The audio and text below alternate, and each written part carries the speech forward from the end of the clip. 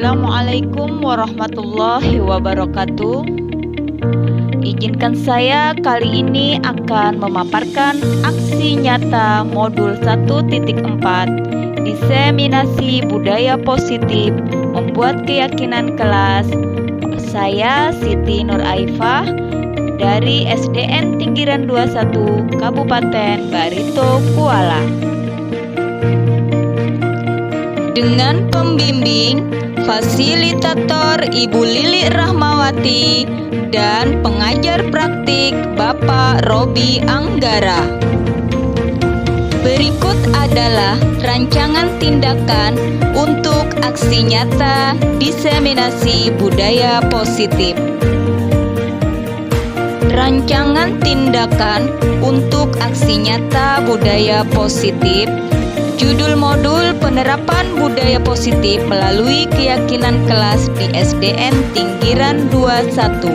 Latar belakang yang mendasari saya untuk membuat rancangan ini adalah untuk melakukan perubahan praktik disiplin dengan budaya positif sesuai profil pelajar Pancasila di kelas. Untuk mewujudkan hal tersebut melalui keyakinan atau kesepakatan kelas dengan merdeka belajar. Selama seseorang merasa ada tekanan-tekanan dari lingkungan, maka proses pembelajaran sulit terjadi dan salah satu tanggung jawab kita sebagai pendidik adalah menghilangkan atau mencabut gangguan-gangguan yang menghalangi proses pengembangan potensi murid. Untuk itulah menciptakan lingkungan positif perlu dilakukan agar terbentuk budaya positif. Budaya positif terwujud melalui lingkungan yang aman dan nyaman akan memberikan murid kesempatan dan kebebasan untuk berproses, belajar, membuat kesalahan, dan belajar berbagi sehingga mampu menerima dan menyerap suatu pelajaran. Tujuan mewujudkan budaya positif. Pertama, membentuk keyakinan kelas. Kedua, menumbuhkan motivasi internal melalui penerapan disiplin positif. Tiga, menumbuhkan nilai-nilai kebajikan. Empat, mengambil posisi kontrol sebagai manajer dan melaksanakan segitiga restitusi dalam menyelesaikan masalah. Tolak ukur. Pertama, terbentuknya keyakinan kelas. Kedua, tumbuhnya motivasi internal pada diri murid. Tiga, tumbuhnya nilai-nilai kebajikan pada diri murid. Empat, guru menerapkan posisi manajer dan menggunakan segitiga restitusi dalam memecahkan masalah. 5. Murid mampu menemukan solusi dari masalah yang dihadapinya. 6. Murid memiliki karakter yang kuat, terutama karakter profil pelajar Pancasila. Lini masa tindakan. Pertama, menghadap kepala sekolah untuk menjelaskan pentingnya penanaman budaya positif dan keyakinan kelas di sekolah, serta meminta izin untuk mendiseminasikan bersama rekan guru. 2. Mengumpulkan rekan guru untuk melakukan diseminasi pemahaman materi budaya positif, keyakinan kelas, dan segitiga restitusi. 3. Berkoordinasi dan berkolaborasi dengan wali kelas untuk membuat keyakinan kelas di kelasnya masing-masing. 4. Memantau, merefleksi, dan mengevaluasi keyakinan kelas yang salah. Dukungan yang diperlukan. Pertama, dukungan dari kepala sekolah, rekan guru, serta murid agar tindakan yang telah disusun dapat dilakukan dengan lancar dan menyeluruh. 2. Sarana dan prasarana untuk menumbuhkan budaya positif di sekolah. 3. Orang tua dalam melakukan budaya positif di rumah. Evaluasi. 1. Guru dan siswa membuat evaluasi pelaksanaan mingguan. 2. Meminta saran dan masukan dari kepala sekolah dan rekan sejawat, serta orang tua siswa tentang budaya positif yang sudah menjadi keyakinan dan kesepakatan kelas. 3. Merancang dan memperbaiki kegiatan dari evaluasi yang telah dilaksanakan. Berikut ini merupakan kegiatan diseminasi di sekolah mengenai pemahaman budaya positif. Assalamualaikum warahmatullahi wabarakatuh. Alhamdulillahirrahmanirrahim. Pertama-tama marilah kita panjatkan puja dan puji bersyukur kehadirat Allah Subhanahu wa Ta'ala yang telah memberikan rahmat serta barokahnya sehingga kita bisa mengikuti acara diseminasi budaya positif yang akan diperagakan oleh Ibu Siti Nurhaifah SPD di SDN Pinggiran 21. Tak lupa salawat serta salam kita haturkan kepada junjungan Nabi besar Sallallahu Alaihi Wasallam beserta sahabat beliau. Yang kami hormati Bapak Haji Arbani SPD MM selaku Kepala Sekolah SDN Pinggiran 21. Yang terhormat Bapak Ibu Dewan Guru SDN Pinggiran 21 beserta staf TU. Yang kami hormati Ibu Siti Nurhaifah selaku penyaji dalam acara diseminasi modul 1.4 budaya positif. Izinkan saya selaku pembawa acara menyampaikan susunan acara pada pagi hari ini. Yang pertama adalah pembukaan, yang kedua menyanyikan lagu Indonesia Raya, yang ketiga sambutan Kepala Sekolah SDN Pinggiran 21. Acara yang keempat kegiatan diseminasi modul 1.4 tentang penerapan budaya positif yang ada di SDN Pinggiran 21. Yang kelima doa, dan yang keenam adalah penutup. Marilah kita buka acara diseminasi pada hari ini dengan bacaan Bismillahirrahmanirrahim. Menginjak acara yang kedua adalah menyanyikan lagu Indonesia Raya. Kepada para hadirin, Bapak dan Ibu, kami persilakan untuk berdiri.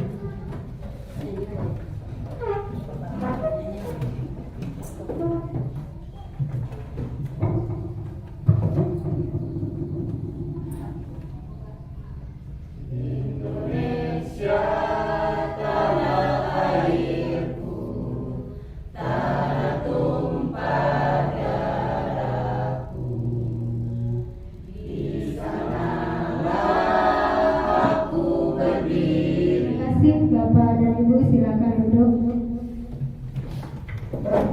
Menginjak acara yang ketiga adalah sambutan yang akan dibacakan oleh Bapak Kepala Sekolah SDN Pinggiran 21. Tempat dan waktu kami persilakan.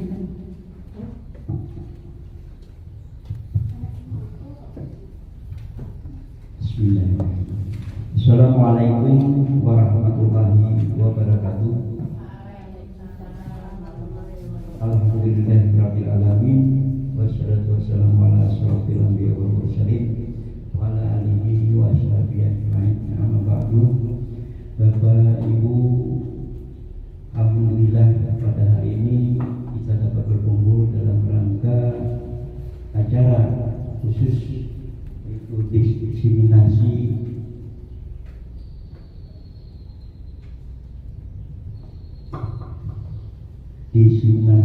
budaya positif SDN Pinggiran 21 ini. Salawat dan salam kami aturkan kepada junjungan Nabi besar Muhammad Sallallahu Alaihi Wasallam serta sahabat-sahabat beliau. Yang kami hormati Bapak Ibu yang hadir pada hari ini, dan alhamdulillah sama-sama sudah mengucapkan rasa syukur bahwa sebagaimana biasa pada hari ini kembali kita dapat melaksanakan kegiatan diseminasi budaya positif. Bapak Ibu sekalian, hal ini adalah sangat penting, dan pada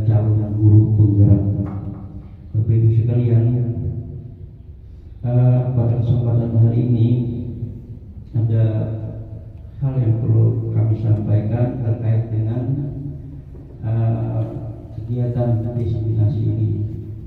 Dan saya berharap kegiatan ini dapat memberikan motivasi kepada rekan-rekan sekalian, dan kami ucapkan selamat.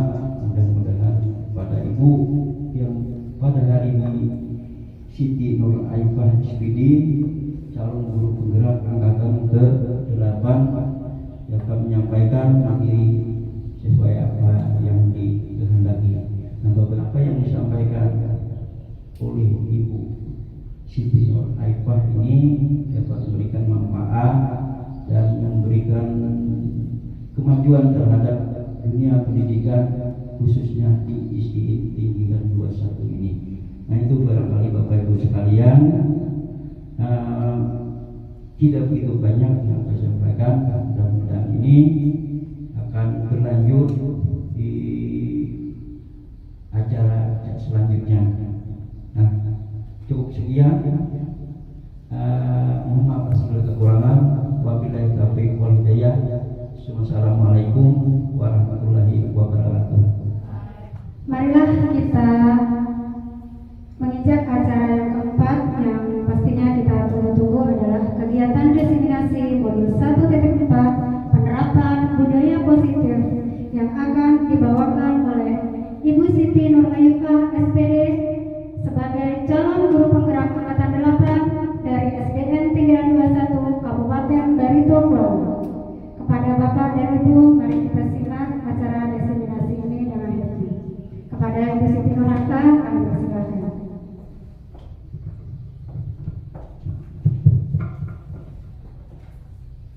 Bismillahirrahmanirrahim.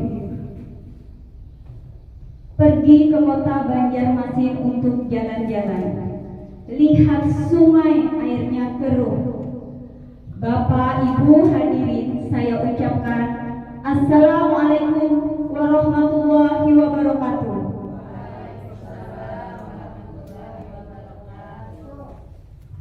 Pertama-tama marilah kita panjatkan puji dan syukur atas kehadiran Allah Subhanahu wa taala, karena pada hari ini kita diberi nikmat sehat oleh Allah Subhanahu wa taala bisa berkumpul di ruangan ini guna melaksanakan diseminasi modul 1.4 terkait budaya positif. Yang saya hormati Bapak Kepala Sekolah SDN Tinggiran 21 Bapak Haji Arbani SPD MM, serta Bapak Ibu seluruh Dewan Guru yang saya hormati dan seluruh staf tata usaha juga. Saya ucapkan terima kasih kepada Bapak Kepala Sekolah yang sampai hari ini mendukung terlaksananya acara saya pada hari ini untuk paling tidak untuk 1 jam ke depan. Dan saya ucapkan juga terima kasih kepada Bapak Ibu yang telah mau menghadiri undangan saya di ruangan ini di tengah kesibukan yang lumayan sibuk, Bu ya. Saya sangat menghargai kita bisa berkumpul di ruangan ini guna melaksanakan diseminasi modul 1.4 terkait budaya positif. Ya, izinkan saya terlebih dahulu menyampaikan tujuan saya mengadakan kegiatan ini. Yang pertama, ini memang adalah tugas dari seorang calon guru penggerak, harus melakukan aksi nyatanya dalam sekolahnya masing-masing. Yang kedua, kegiatan ini saya lakukan untuk kita saling berbagi ilmu.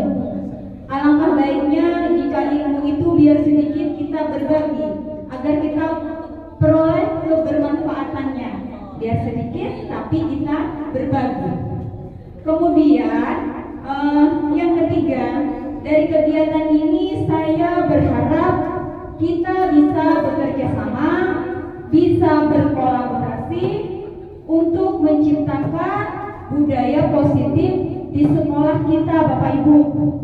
Ya, karena untuk menciptakan budaya positif ini tidaklah bisa dilaksanakan hanya 1-2 orang saja Bapak Ibu. Ya, harus seluruh warga sekolah. Ya, kalau kita tidak bersama-sama, tidak bekerja sama, maka budaya positif ini tidak akan berjalan Bapak Ibu. Nah, jadi minta kerjasamanya, kita berkolaborasi dengan seluruh warga sekolah demi perubahan sekolah kita, untuk perubahan yang lebih baik untuk sekolah kita. Ya Bapak Ibu, izinkan saya berdiri di depan sini Bapak Ibu ya, bukan berarti saya itu paling hebat, paling banyak ilmu, bukan. Ya, karena saya di sini hanya ingin sedikit berbagi ilmu saja dengan Bapak Ibu, supaya kedepannya sekolahan kita ini bisa lebih baik Bapak Ibu ya. Nah, untuk tidak memperpanjang waktu, saya akan menyampaikan diseminasi modul 1.4 budaya positif. Alhamdulillah saya sudah sampai di titik ini.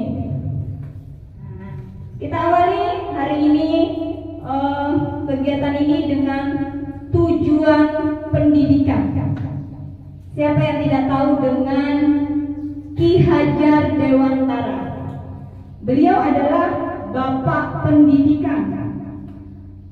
Beliau mengatakan bahwa tujuan pendidikan adalah menuntun segala kodrat yang ada pada anak, agar mereka dapat mencapai keselamatan dan kebahagiaan yang setinggi-tingginya, baik sebagai manusia maupun sebagai anggota masyarakat. Oleh sebab itu, pendidik itu harus dapat menuntun tumbuh kembang anak agar dapat memperbaiki lakunya, bukan dasar hidup dan tumbuhnya kekuatan kodrat anak. Nah, Bapak Ibu, di sini tujuan pendidikan yang digaungkan oleh Ki Hajar Dewantara ini tidak akan terlaksana.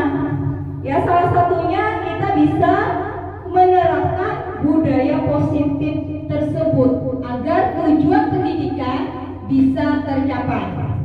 Jika kita lihat dari situ tadi Bu ya, ada kata menuntun. Kira-kira apa di benak Bapak Ibu ketika mendengar kata menuntun? Karena tugas seorang guru itu adalah menuntun menurut Ki Hajar Dewantara. Apa Bapak Ibu? Menuntun. Iya, membimbing. Ada lagi? Mengarahkan.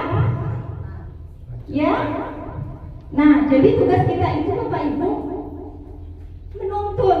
Ya, karena setiap anak itu mempunyai bakatnya masing-masing Bapak Ibu.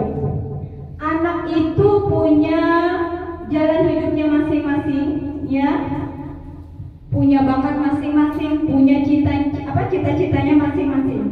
Kalau diibaratkan ya, menurut Ki Hajar Dewantara, kita itu pendidik adalah sebagai petani. Jadi seperti ini Bapak Ibu, sekolahan itu adalah lahan dari pertanian. Anak murid kita itu adalah benihnya. Kita berarti sebagai petani. Betul Bapak.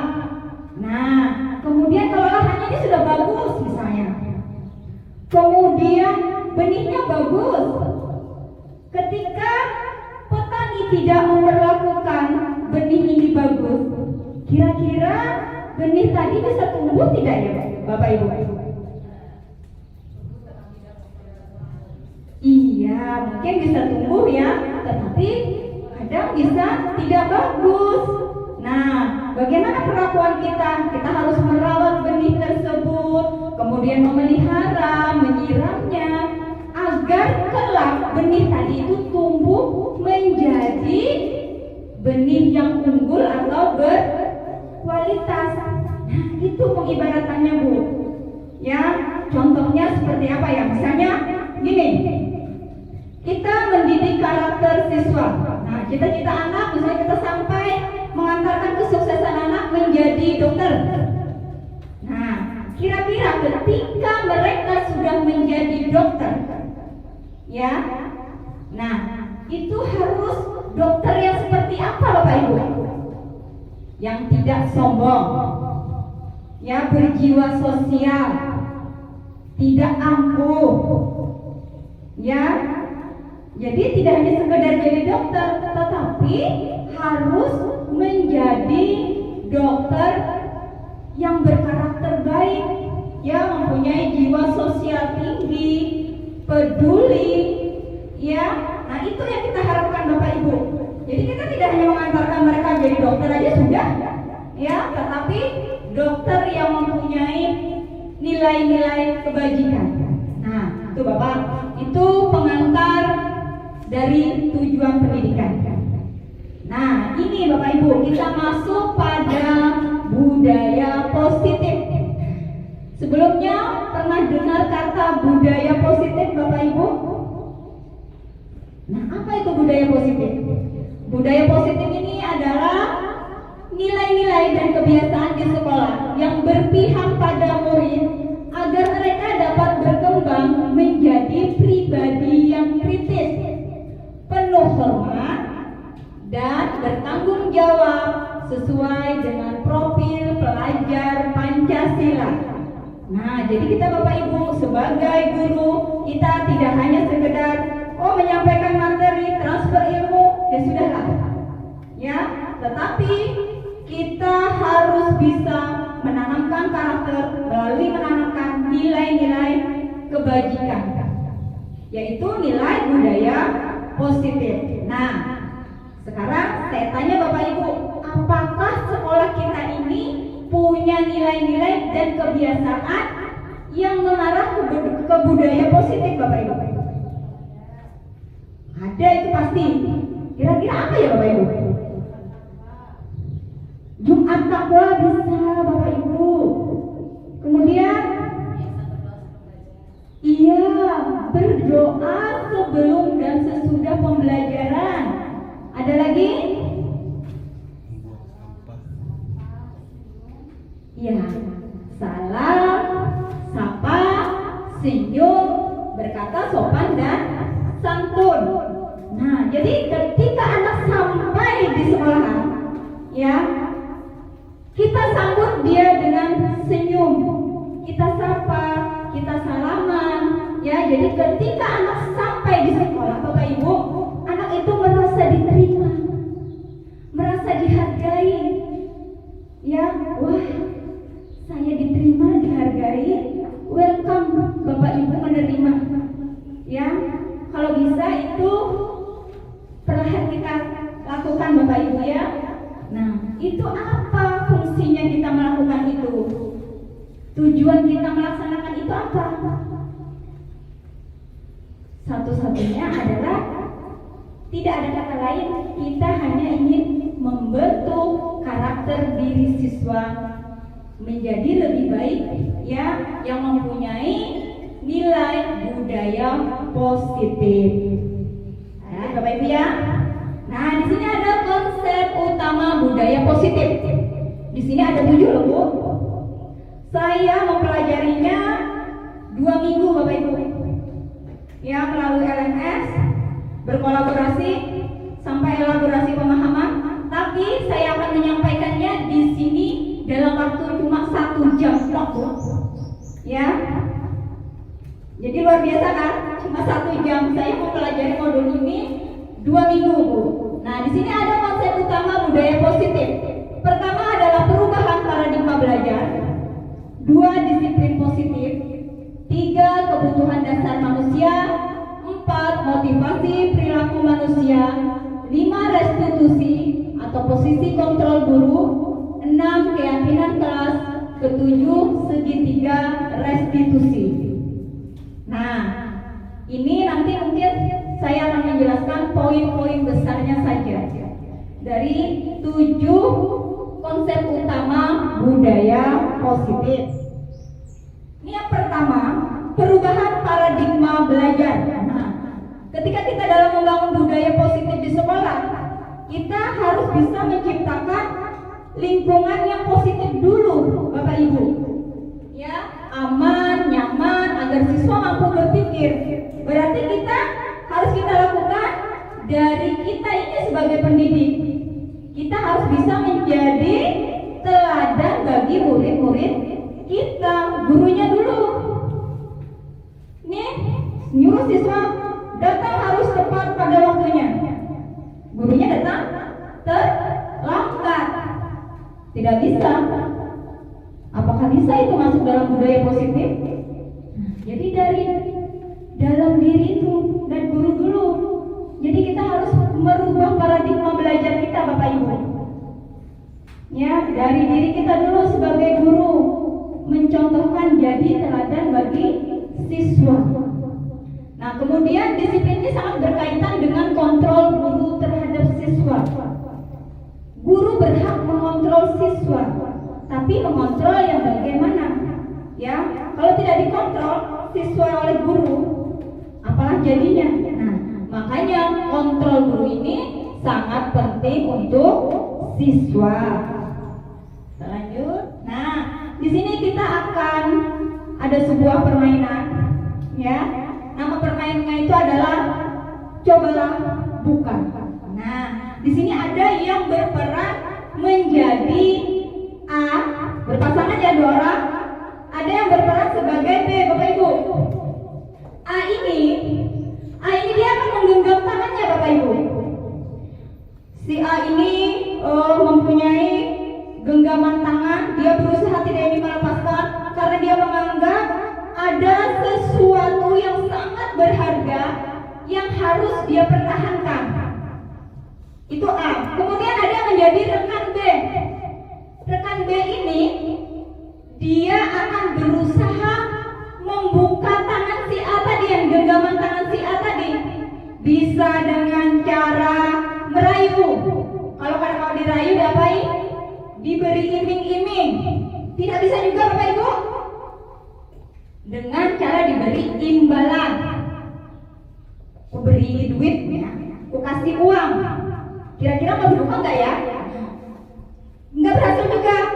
Maka bahkan boleh dengan cara memarahi, menggoda, menghardik, ya, atau mengancam.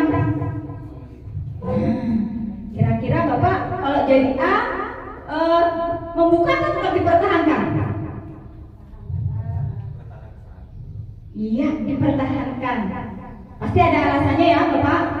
Kemudian ada nggak yang membuka? Ada. Nah, kemungkinan itu bisa terjadi, Bapak Ibu, ya. Tergantung ini. Ketika dia mau pertahankan menggenggam tangannya, berarti anak itu tidak ada orang lain tidak boleh mengontrol dirinya.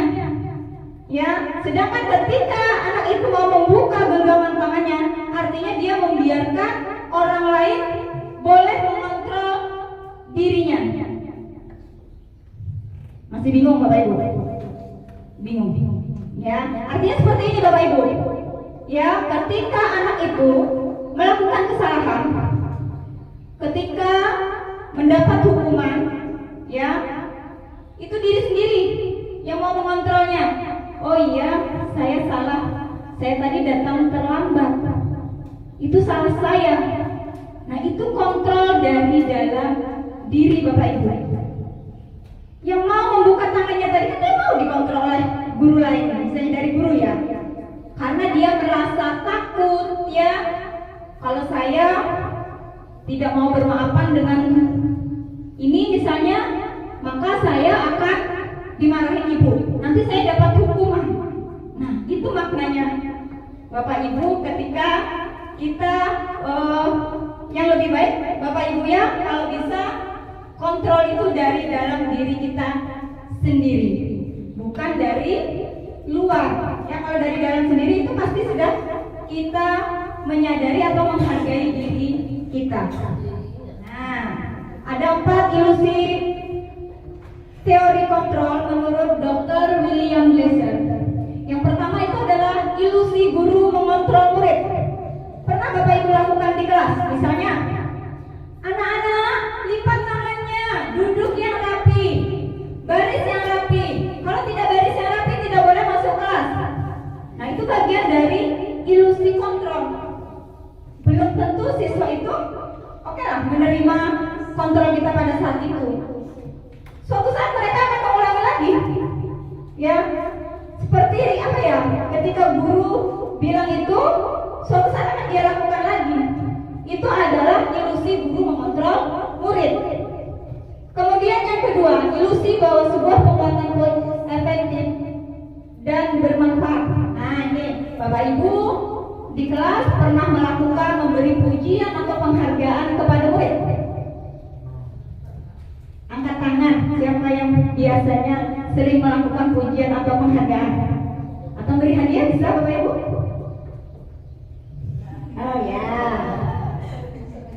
tidak apa-apa Bu. Ya, mulai sekarang artinya seperti ini Bapak Ibu. Ketika kita memberikan penghargaan, siswa yang kita berikan pujian mungkin akan termotivasi ya Bapak Ibu. Tapi sadarkah Bapak Ibu bahwa dari pujian temannya ini ternyata menghukum temannya? Ya, oh kamu nak pintar sekali ya. Jadi yang satu berarti saya tidak pintar ya.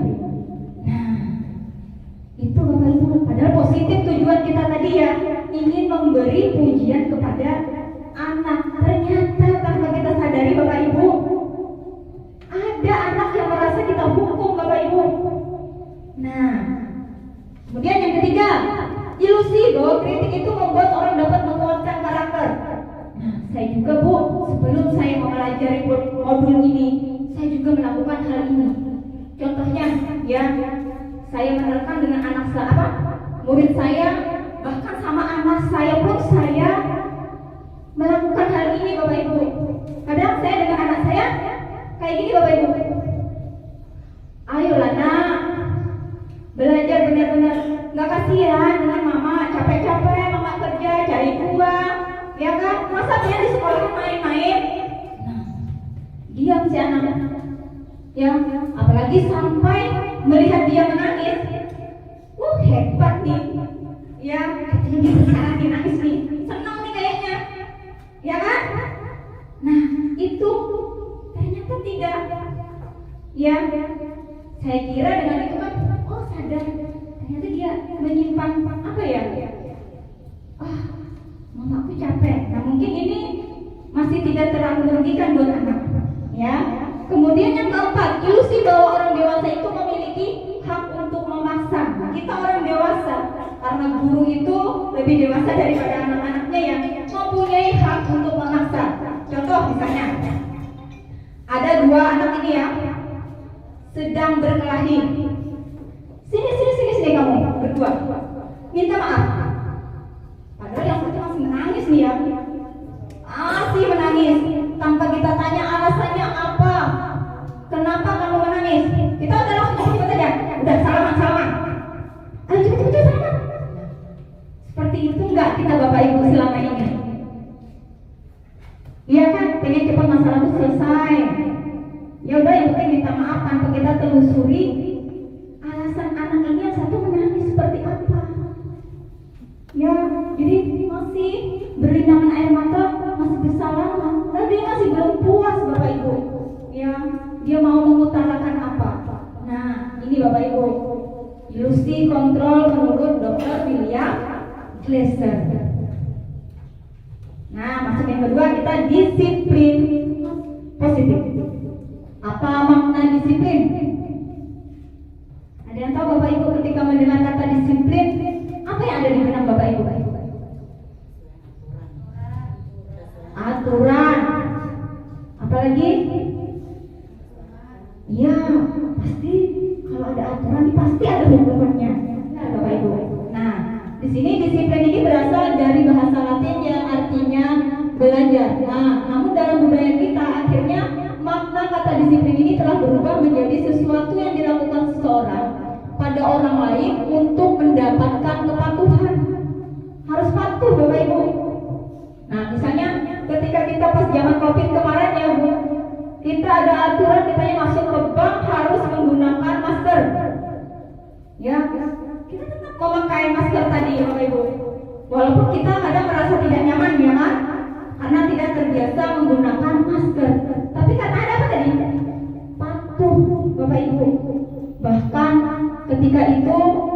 kalau tidak menggunakan masker bisa ditangkap Satpol PP. Nah, kita harus patuh. Kemudian ketika berkendaraan, misalnya di sana ada, nah kamu harus pakai helm loh nak ya, nanti kamu ada razia di situ. Nah, berarti kan itu hanya terbatas pada aturan saja, tidak memikirkan nilai-nilai kebajikan yang ingin kita tuju.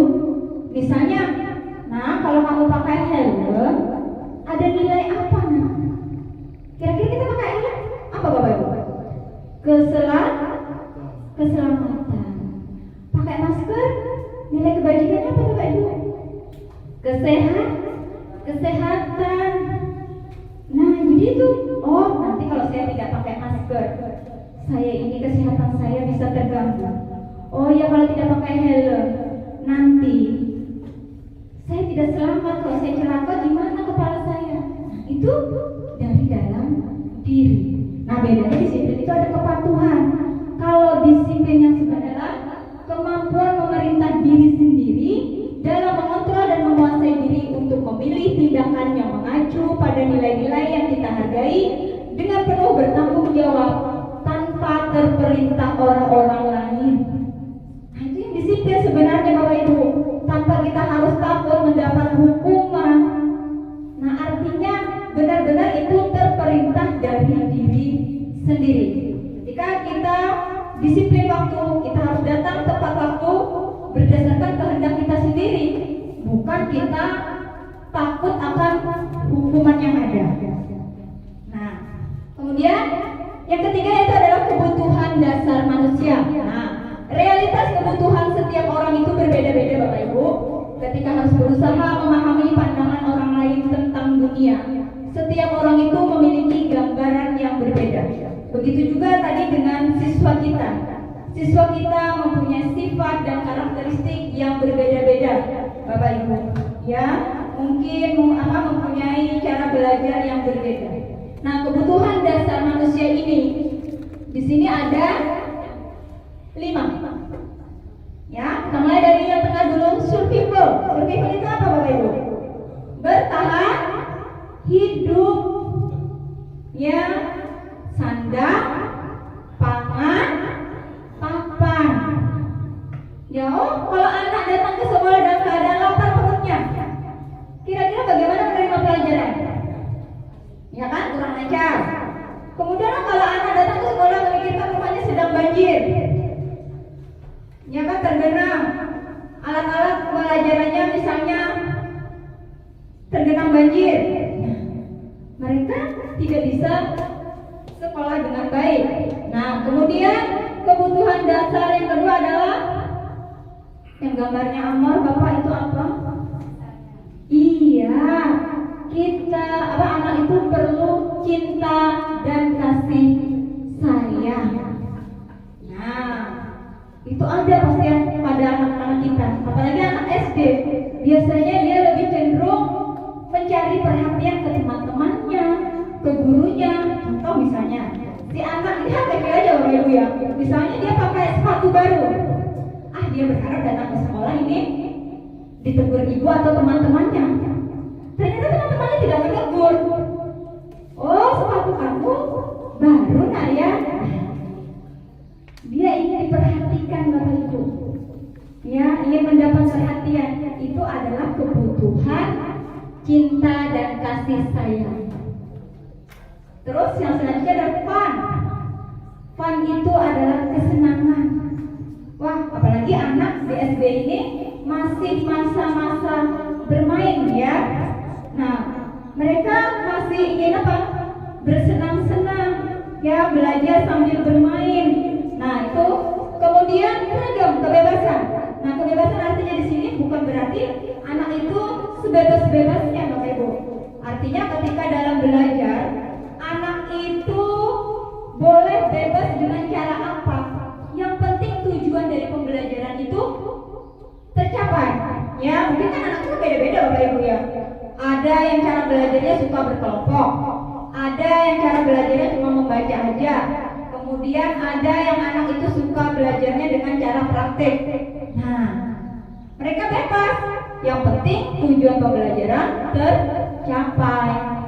Nah, yang terakhir itu adalah power, penguasaan.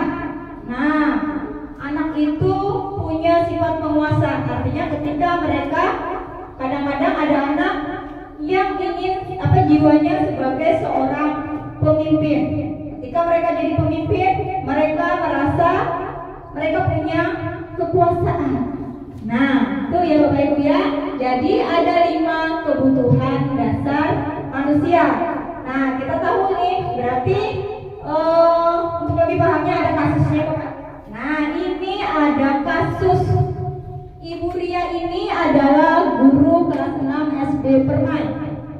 Sedang bingung menghadapi salah satu murid di kelas bernama Agus. Beberapa anak telah datang dan mengeluhkan Agus yang seringkali meminta bekal makan siang mereka dengan paksa.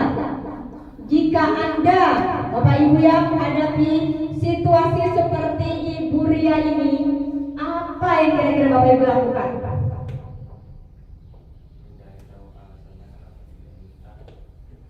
Tepat sekali Bapak. Ya, kita harus mencari tahu dulu alasannya. Kemudian ngapain Bapak Ibu? Dipanggil ya ke ruangan. Tanya dulu alasannya apa. Nah, apa kemungkinan dari jawaban ini? Maka kita dalam konteks penerapan budaya positif, Ibu Ria sebaiknya mencari tahu Bu alasan si Agus tadi kenapa melakukan tindakan tersebut. Nah, agar mengetahuinya kebutuhan mana yang sedang Agus butuhkan. Nah, ini kemungkinan jawabannya ya Bapak Ibu ya. Yang pertama itu adalah Agus itu benar-benar lapar. Ternyata orang tuanya tidak membawakan bekal. Kemungkinan pertama. Ya, ternyata dia memang tidak dibawakan bekal oleh orang tuanya. Lalu dia meminta bekal teman-temannya. Yang kedua, teman-temannya lebih perhatian dengan Agus. Sama saja dengan dia mengambil makanan teman tadi, teman-temannya itu lebih perhatian, ya, daripada nanti Agus merampas bekal saya, lebih baik saya berikan aja lah. Kemudian yang ketiga, Agus itu merasa hebat karena teman-temannya menuruti keinginannya. Mau aja bekalnya tiap hari diambil oleh Agus. Kemungkinan ketiga. Kemudian yang keempat, Agus merasa bosan dengan bekal yang dibawakan orang tuanya. Mungkin orang tuanya itu aja menunya, nasi goreng aja tiap hari. Ketika melihat bekal teman-temannya, oh ternyata enak, kemudian dia ingin mencoba, ya, ingin mengicipi bekal temannya tadi. Cuma caranya salah tadi ya, dengan merampas tadi ya. Kemudian yang terakhir, ini jawabannya, Agus hanya sekedar iseng. Kadang Bapak Ibu bisa nemuin nggak ini di sekolah? Ketika kita tanya, ngapain kamu bikin nangis ini? Iseng aja Bu, seneng melihat dia nangis, lihat ekspresi wajahnya dia menangis. Nah, kadang kita menemukan anak yang seperti itu Bapak. Nah, jadi harus kita cari dulu Bapak Ibu ya, apa sebenarnya dia butuhkan. Ketika dia menjawab pertanyaan yang pertama, Agus itu benar-benar lapar. Apa yang dia butuhkan Bapak Ibu? Kebutuhan survival, bertahan hidup, harus makan. Ya kan, datang ke sekolah harus makan. Kemudian yang kedua tadi, teman-teman lebih perhatian, dia butuh apa? Kasih sayang. Agus merasa hebat, penguasaan dia. Di sini dia membutuhkan penguasaan. Merasa bosan dengan bekal yang dibawakan. Bosan berarti dia perlu apa? Perlu kesenangan. Kalau hanya sekedar iseng saja, ya berarti dia hanya kebutuhan apa? Bebas. Dia bebas, mau apa aja dia. Ya. Nah, itu Bapak ya, konteks penerapan budaya positif untuk kasus Ibu Ria. Antuk ya Bapak Ibu. Ya, kita ice breaking dulu, boleh? Silahkan berdiri Bapak Ibu. Biar tidak ngantuk. Ini adalah permainan warna Bapak Ibu. Ini adalah warna lampu-lampu lalu lintas. Apa warna lampu-lampu lalu lintas? Merah, kuning, hijau. Ya. Jika saya menyebut warna merah, silakan kalian tepuk 1 kali. Kemudian jika warna kuning, kalian menepuk 2 kali. Kemudian jika warna hijau, kalian tepuk 3 kali.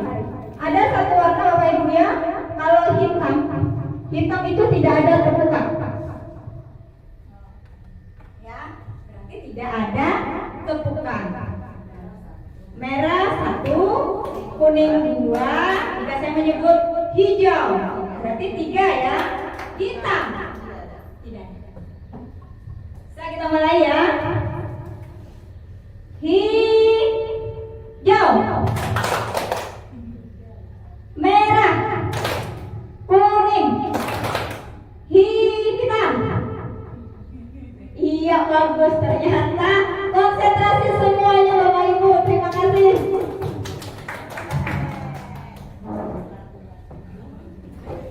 Ya, kita masuk yang keempat Bapak Ibu ya. Saya lanjutkan, semua perilaku itu memiliki tujuan. Teori motivasi perilaku manusia. Teori motivasi perilaku manusia itu ada 2 Bapak Ibu ya. Ada motivasi internal dan ada motivasi eksternal. Nah, kita di sini dulu akan membahas mengenai motivasi eksternal. Nah, di sini motivasi eksternal itu adalah untuk menghindari ketidaknyamanan apa yang terjadi jika saya tidak melakukannya Bapak Ibu ya. Nah, contohnya seperti ini. Kita contohnya dari aja, dari guru. Misalnya, Bapak Kepsek menyuruh Bapak Ibu rapat, tetapi di luar jam kerja, ya kan? Jauh lagi ke kabupatennya jauh, ya. Kira-kira Bapak Ibu tetap melakukannya atau tidak? Tetap ya, karena merasa apa tadi? Tidak nyaman, ya. Bisa-bisa esok dirauti Bapak nih. Nah, itu motivasi eksternal Bapak Ibu. Ya, karena merasa tidak nyaman. Kemudian motivasi eksternal lainnya untuk mendapatkan imbalan. Contohnya masih kita dulu ya. Misalnya Bapak Kepala Sekolah, Bapak Ibu nanti pelatihan ya. Pelatihannya ada amplopnya loh, ada uang transportnya loh. Wah, lalu bersemangat untuk ikut pelatihan. Berarti kan apa itu? Untuk mendapatkan imbalan Bapak Ibu. Ya, nah kalau bisa Bapak Ibu ya, motivasi yang eksternal ini, ya kurang-kurangilah ditiadakan. Walaupun kita tidak bisa mengingkarinya ya, biarlah Allah dan kita yang tahu ya apa yang ada di hati kita. Kemudian, nah ini Bapak Ibu yang diinginkan oleh dari tujuan disiplin positif. Motivasi internal, yaitu adalah menghargai diri sendiri, bukan karena imbalan, bukan karena rasa ketidaknyamanan. Nah tadi ketika Bapak menyuruh pelatihan, oh iya saya harus mengikuti pelatihan ini. Ini kebermanfaatannya bagus untuk diri saya, untuk mengembangkan kompetensi diri saya. Nah, ini adalah motivasi internal. Ini yang seharusnya Bapak Ibu mulai dari sekarang kita terapkan dan kita mulai dari dalam diri kita. Lanjut. Nah, ada hukuman dan konsekuensi. Di sini ada kasus lagi Bapak Ibu, kasus terus ya. Supaya kita dengan membahas kasus ini tuh lebih mudah memahaminya Bapak Ibu ya. Nah, di sini ada kasus IPA kurang menguasai pelajaran matematika, sehingga pada saat pelajaran tersebut berlangsung, dia lebih banyak berdiam diri atau banyak menggambar di buku pelajarannya. Pada saat guru matematikanya, Pak Seno ya, nama guru matematikanya ini, menanyakan pertanyaan IPA menjadi gugup dan tak sengaja menjatuhkan tasnya dari kursi. Nah, serta tiba-tiba menjadi gugup pada saat berupaya menjawab. Akhirnya seluruh kelas pun tertawa melihat perilaku IPA yang bicaranya tergagap dan terkejut tersebut. Pak Senopo pada saat itu membiarkan teman-teman IPA ini mentertawakan IPA yang tergagap dan malunya luar biasa. Malahan meminta IPA untuk maju ke depan dan berdiri di depan kelas sambil menunjuk hidungnya. Nah, karena tidak bisa menjawab pertanyaan Pak Seno, kelas makin gaduh ini Bapak Ibu. Nah, dan anak-anak pun makin tertawa melihat Iva di depan kelas memegang ujung hidungnya. Nah, pada kasus ini, apakah Bapak Ibu setuju dengan tindakan Bapak Seno? Tidak. Kira-kira semuanya akan menjawab tidak. Ya. Kemudian yang kedua, menurut Bapak Ibu, tindakan Pak Seno ini terhadap Iva, apakah sebuah hukuman atau konsekuensi? Mungkin belum tahu ya Bapak Ibu apa bedanya hukuman atau konsekuensi. Hukuman itu seperti ini Bapak Ibu. Ya, misal kita dalam bentuk contoh aja ya biar mudah memahaminya. Hukuman itu, misalnya dia datang terlambat 15 menit sebelum jam pelajaran dimulai. Sesudah jam pelajaran dimulai ya Bapak Ibu ya. Kita menyuruh siswa tadi berdiri kamu di dekat tiang bendera 30 menit. Itu hukuman atau konsekuensi Bapak Ibu? Hukumannya kan? Rugi sudah datang terlambat 30 menit lagi tidak mengikuti pelajaran. Nah, itu hukuman Bapak Ibu ya. Kalau konsekuensi, dia terlambat 15 menit pada jam pelajaran sudah dimulai, maka kamu gini lah ya, karena kamu terlambat 15 menit, berarti kamu nanti tidak istirahat. Tetapi mereka tetap masih ada apa positifnya ya, mereka tetap tidak jam pelajaran mereka tidak berkurang.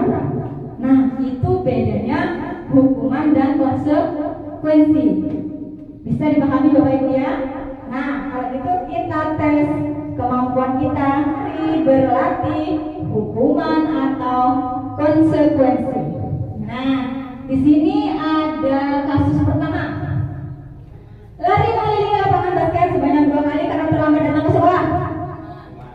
Hukuman. Kalian jawabannya Bapak Ibu ya? Benar tidak? Hebat. Kedua, membersihkan coretan yang dibuat di meja tulisnya. Konsekuensi ya. Betul. Yang ketiga, murid diminta push up 15 kali karena tidak menggunakan masker ke sekolah. Hukuman. Oke, betul. Kemudian menggantikan kertas tugas temannya yang ia coret-coret. Konsekuensi ya. Betul. Berjemur di lapangan basket pukul 12 siang karena mengobrol dengan teman saat jam pelajaran. Betul. Wah, hebat Bapak Ibu. Kemudian murid diminta bertelanjang kaki sepanjang hari karena tidak memakai sepatu warna hitam. Yo, kita lihat ya. Hukuman. Ya. Kemudian berdiri di depan kelas sambil mengangkat kaki sebelah. Jelas ya. Hukuman Bapak Ibu ya.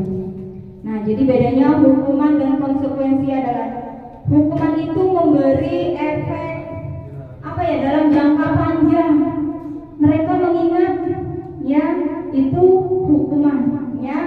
Kalau konsekuensi tidak Bapak Ibu ya. Misalnya kan pada saat ini konsekuensinya tidak diizinkan istirahat, tapi kan mereka tetap dapat materi pembelajaran. Nah, bisa ya Bapak Ibu ya membedakan mana hukuman dan mana konsekuensi. Nah, ini Bapak sudah sampai yang kelima Bapak Ibu ya. Restitusi posisi kontrol guru. Dari 7 materi saya paling gimana ya dengan materi ini? Seolah-olah saya sebagai guru selama ini tersentil saya. Ternyata saya menjadi guru yang salah Bapak Ibu. Ya, di sini restitusi posisi kontrol guru. Itu ada 5 Bapak Ibu. Pertama adalah sebagai penghukum, pembuat rasa bersalah, teman, pemantau dan manajer. Nah, kita lihat Bapak Ibu. Apa yang sebagai penghukum, apa yang sebagai pembuat rasa bersalah? Kita lihat ya. Kelihatan Bapak Ibu ya. Nah, kira-kira Bapak Ibu berada di mana posisi kontrol Ibu? Sebagai pemantau, pembuat rasa bersalah, teman. Penghukum tadi yang pertama ya. Yang terakhir adalah manajer.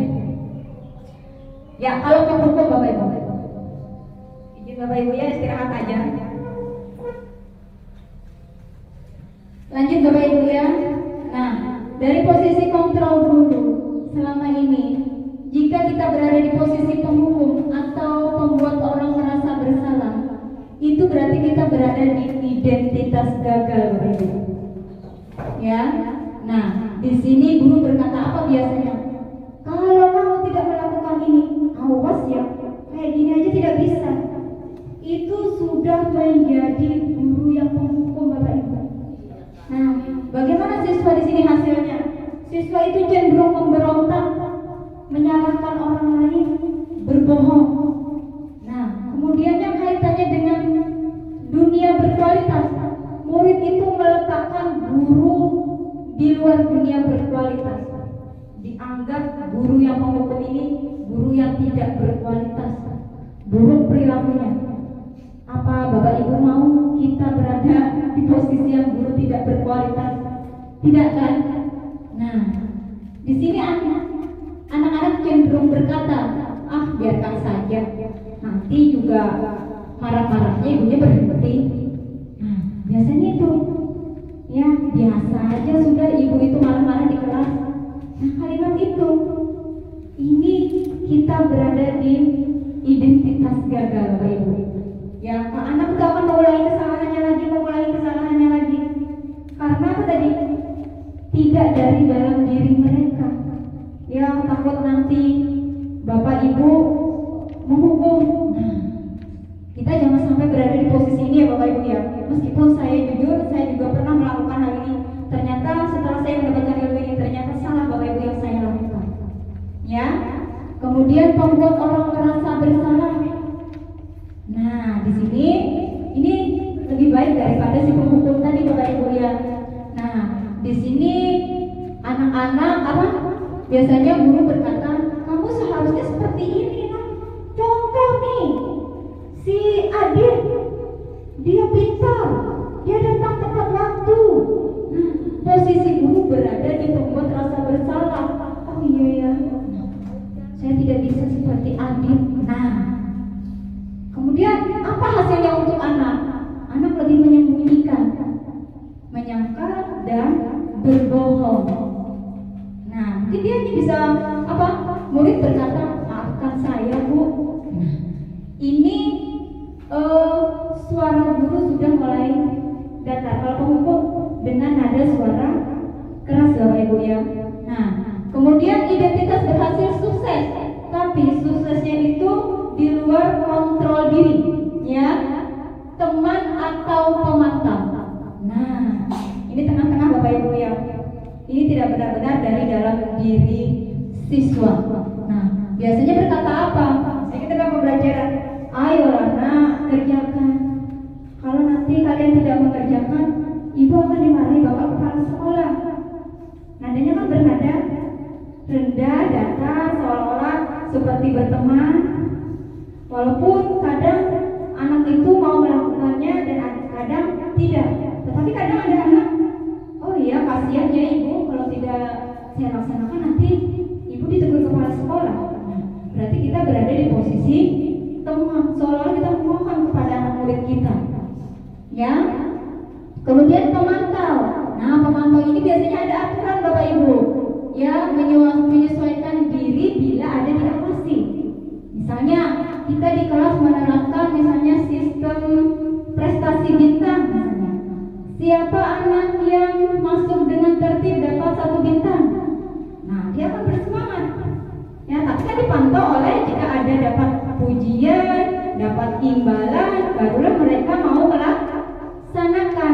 Ini posisi guru cuma berdasarkan memantau hasil catatan-catatan si anak tadi aja. Ya. Nah, yang bagus Bapak Ibu kalau bisa kita berada di posisi manajer. Ya, anak itu tahu kesalahannya, kemudian mereka sendiri yang menemukan solusi atas kesalahannya. Ini luar biasa. Nah, kalau bisa kita diharapkan sebagai guru berada di posisi manajer. Nah, untuk lebih pahamnya kita kasus ya Bapak Ibu ya. Nah, ini kasus pada Bu Santi. Nah, pada hari Senin itu tidak masuk sekolah karena Bu Santi itu sakit. Kemudian digantikan dengan Bu Eni, ya. Bu Eni ini baru 2 tahun menjadi guru. Kemudian beberapa murid itu mengetahui ternyata Bu Eni ini guru baru ya. Nah, akhirnya ada 2 siswa perempuan yaitu Pipi dan Natali ya, itu mengindahkan keberadaan Ibu Eni tadi. Ya, mereka tidak mau mengerjakan tugas, namun pada saat itu Bu Eni tetap fokus pada tugasnya dan meminta, ayolah tugasnya dikerjakan. Nanti ibu ditegur kepala sekolah kalau kalian tidak mengerjakan tugas. Berarti Bu Eni berada di posisi kontrol guru yang mana, Bapak Ibu? Iya, teman. Nah, tuh bisa ya. Kemudian ada kasus kedua lagi. Panjang Pak, Bapak Ibu ya. Singkatnya aja ya. Ulun bacakan. Anto dan Dina ini sedang bermain di lapangan. Tiba-tiba terlibat dalam sebuah pertengkaran adu mulut bahkan sampai fisik. Ketika itu ya, si Dino pun menjadi emosi dan mengadakan kontak fisik. Sampai 3 kancingnya terlepas ya. Anto menarik baju Dino ya. Nah, akhirnya hal itu diketahui oleh guru piket dan dibawa ke ruang kepala sekolah. Kepala sekolahnya itu bernama Ibu Suti. Nah, kemudian Ibu Suti melanjutkan bertanya tentang keyakinan sekolah yang disepakati serta apakah Dino bersedia memperbaiki kesalahannya. Nah, berarti kasus ini guru sudah berada di posisi mana, Bapak Ibu? Posisi manajer. Ya, si Anto tadi bertanggung jawab. Dia mau memperbaiki kancing si Dino yang lepas tadi. Kata si Anto, saya tidak bisa menjahit, Bu. Nanti belajar dengan Pak Irfan. Pak Irfan itu adalah guru tata busana. Nah, dia yang memperbaiki sendiri kesalahannya. Berarti kita berada di posisi kontrol manajer. Panjang biasanya, Bapak. Nah, yang keenam, keyakinan kelas. Keyakinan kelas ini adalah nilai-nilai kebajikan atau prinsip universal yang disepakati bersama secara universal lepas dari perbedaan agama, suku, negara, dan bahasa. Menurut Gosen 1998, suatu keyakinan akan lebih memotivasi seseorang dalam intrinsik dari dalam diri manusia. Seseorang akan lebih bersemangat untuk menjalankan keyakinannya daripada hanya sekedar mengikuti peraturan. Ya, jadi benar-benar keyakinan itu dari hati ketika dia ingin melaksanakan sesuatu, bukan dari peraturan tadi. Peraturan, apalagi peraturannya takut karena dapat hukuman. Nah, itu bukanlah keyakinan kelas. Jadi bedanya keyakinan kelas dan peraturan, Bapak Ibu ya. Nah, sini. Pertama kita harus menciptakan peraturan kelas dulu kita. Dari lingkup yang kecil. Kemudian kita membangun keyakinan kelas. Ya, dari beberapa kelas. Kemudian jadilah lingkungan positif. Nah, ini semuanya sudah menerapkan. Akhirnya jadilah muncul ke lingkungan sekolah kita, yaitu menjadi budaya positif. Jadi Bapak Ibu, kita dari kelas dulu, kelas kita dulu, ya, sampai ke beberapa kelas yang lain. Akhirnya itu menyeluruh sudah sekolah kita, yaitu akhirnya jadi budaya positif. Nah, ini bedanya peraturan dan keyakinan kelas. Nah, kalau peraturan itu di sini ada terperintah ya tadi ya. Selalu kembalikan buku ke tempatnya. Keyakinan kelasnya apa, Bapak Ibu? Berarti seseorang itu harus nilai kebajikannya yang diinginkan apa? Bertanggung jawab. Dilarang mengganggu orang lain. Berarti keyakinan kelasnya menghormati orang lain. Hadir di sekolah 15 menit sebelum pembelajaran dimulai. Itu keyakinan kelasnya adalah menghormati orang lain dan berkomitmen. Dilarang melakukan kekerasan, itu adalah keselamatan dan menghormati orang lain. Dilarang menggunakan narkoba, nilai keyakinan kelasnya adalah kesehatan. Bergantian atau menunggu giliran itu menghormati orang lain atau bersabar. Gunakan masker itu adalah kesehatan atau keselamatan. Kemudian jangan berlari di kelas atau koridor, itu adalah nilai kebajikannya, keselamatan dan keamanan. Jadi keyakinannya Bapak Ibu yang harus kita tanamkan. Artinya seperti ini Bapak Ibu. Peraturan itu gunakan masker, cuci tangan, kemudian apalagi gunakan hand sanitizer. Ya, itu kan peraturan. Kalau kita tidak, ya, dari kesehatan tadi, ya, oh berarti kita harus sadar. Berarti saya kalau nilai kesehatan, saya harus cuci tangan, saya harus pakai masker, ya, harus menggunakan hand sanitizer. Ada kalimatnya tidak apa? Kesehatan. Nggak perlu kita rincikan aturannya apa-apa. Tapi mereka sadar, oh ya kalau saya ingin sehat berarti saya harus gunakan masker, harus cuci tangan, harus gunakan hand sanitizer. Nah itu bedanya Bapak Ibu ya, keyakinan kelas dengan aturan. Nah biasanya keyakinan kelas itu bersifat lebih abstrak daripada peraturan yang lebih rinci atau konkret tadi ya, tadi saya jelaskan tadi Bapak Ibu ya. Keyakinan kelas itu berupa pernyataan universal, menyeluruh. Ya misalnya saling menghargai. Kalau ada kalimat saling, berarti itu kan untuk seluruh siswanya ya Bapak Ibu ya.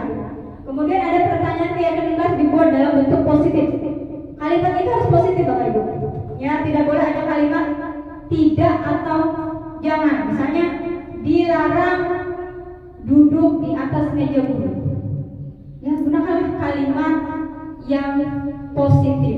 Tidak boleh menggunakan kata tidak. Ya. Kemudian keyakinan kelas hendaknya tidak terlalu banyak sehingga mudah diingat dan dipahami. Ya kalau terlalu panjang bingung siswanya.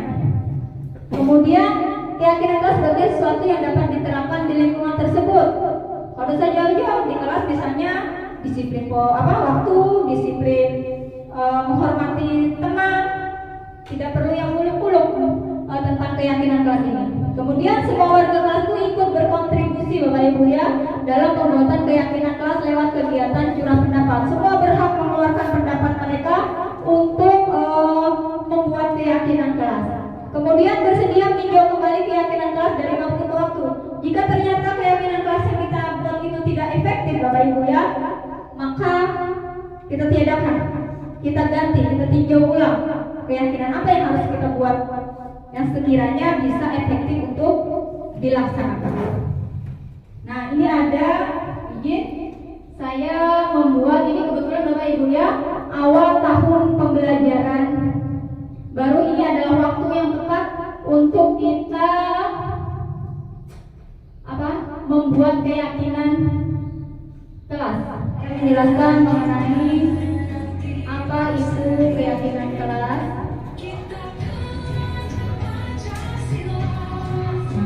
Ketika mereka sudah mengerti apa itu keyakinan kelas, yaitu ada sesuatu yang kita sepakati.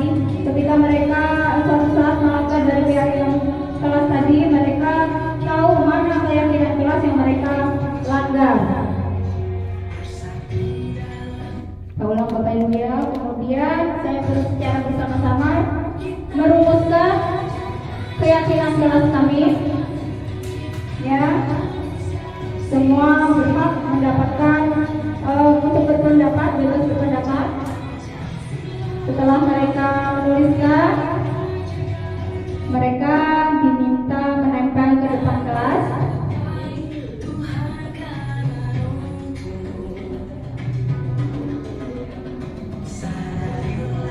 Nah, ketika semuanya sudah menempel, Bapak Ibu, kemudian mereka saya minta salah satu untuk melakukan mana yang masuk peraturan terkait waktu, mana yang terkait tentang kebersihan kelas, kemudian menghargai teman.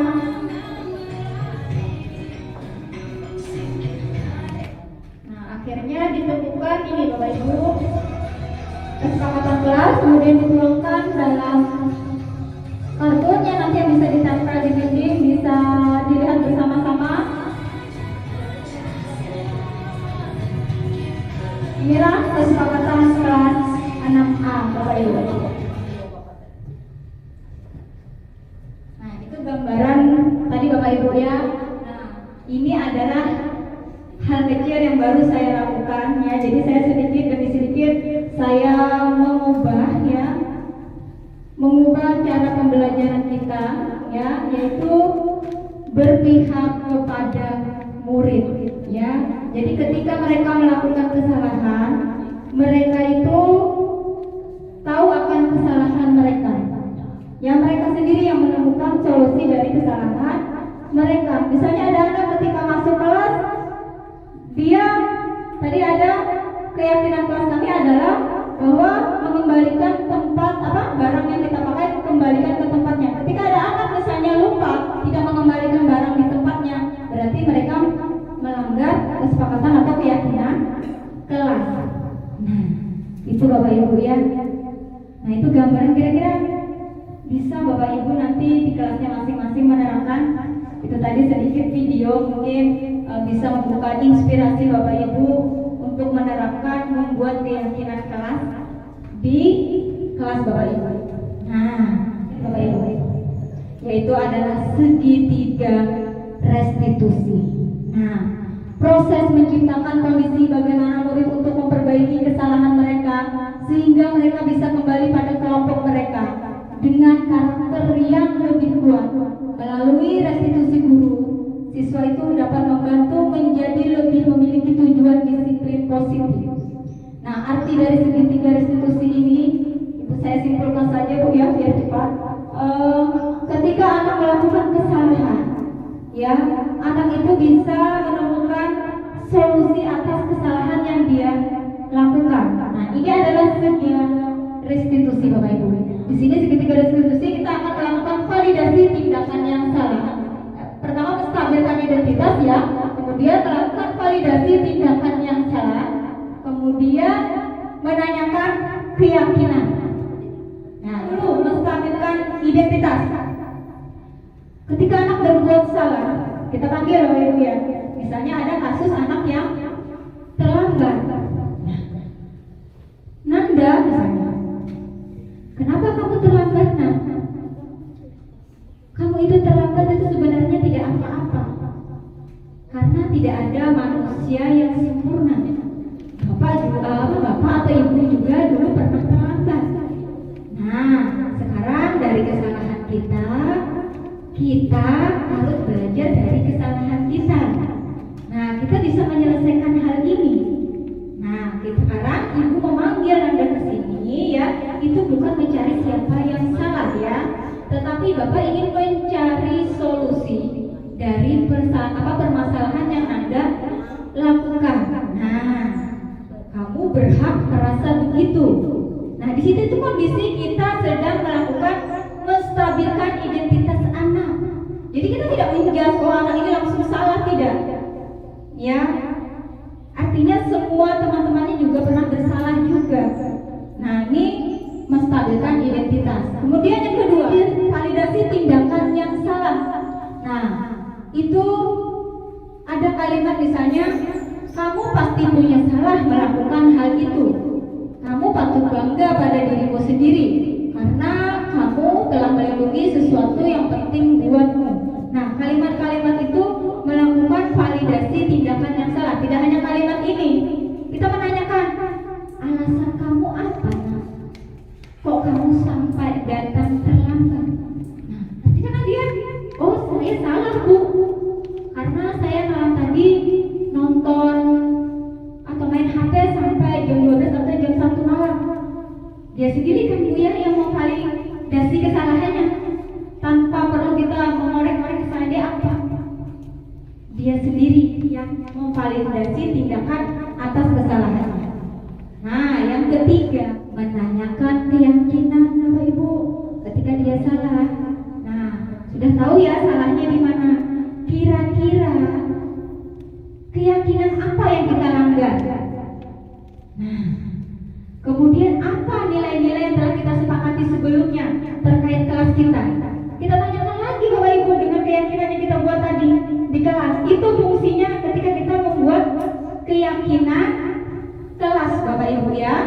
Nah, thank you ya. Jadi bisa ini adalah aksi nyata saya Bapak Ibu ya terkait segitiga restitusi.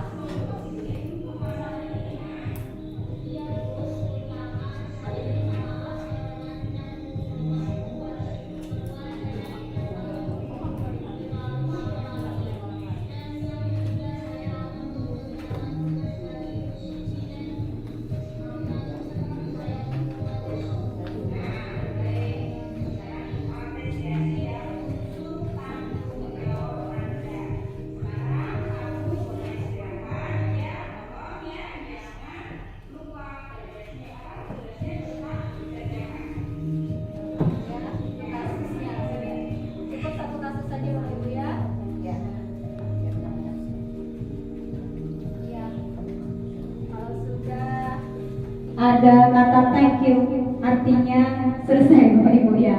Nah, saya ucapkan terima kasih, semoga apa yang saya sampaikan hari ini membawa kebermanfaatan untuk sekolahan kita, karena kita adalah sebagai agen perubahan garda terdepan untuk pendidikan kita Indonesia, memajukan anak-anak menjadi generasi emas ya, generasi yang baik untuk sebagai penerus bangsa yang lebih baik.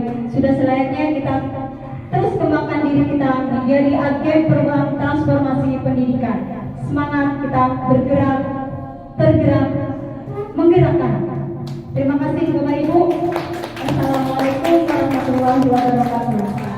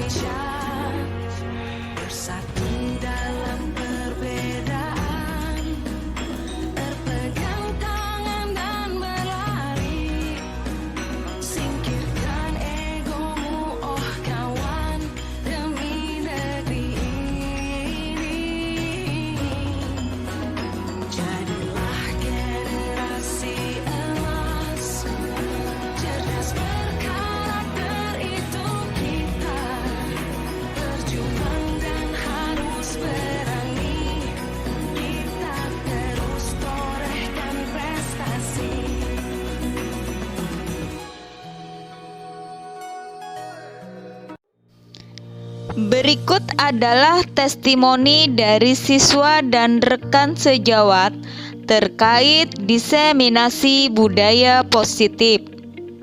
Assalamualaikum warahmatullahi wabarakatuh. Perkenalkan, saya Safira dari SDN Tinggiran 21 kelas 6A.